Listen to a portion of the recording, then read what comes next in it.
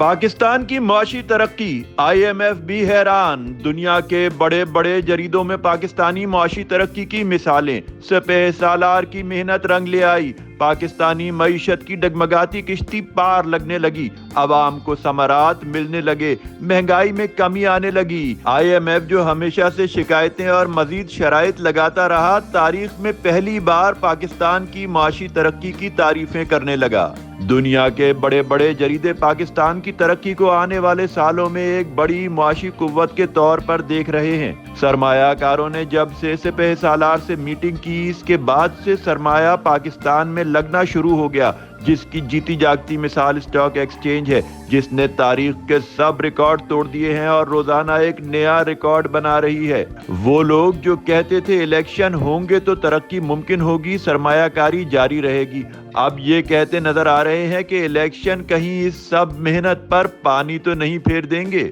Election के बाद कहीं ये समरात जाया तो नहीं हो जाएंगे, क्योंकि सबको लगता था ये नामुमकिन काम इलेक्शन के बगैर मुमकिन नहीं, और इलेक्शन के बाद ही सालों लगते इस मईशत को ठीक करने में।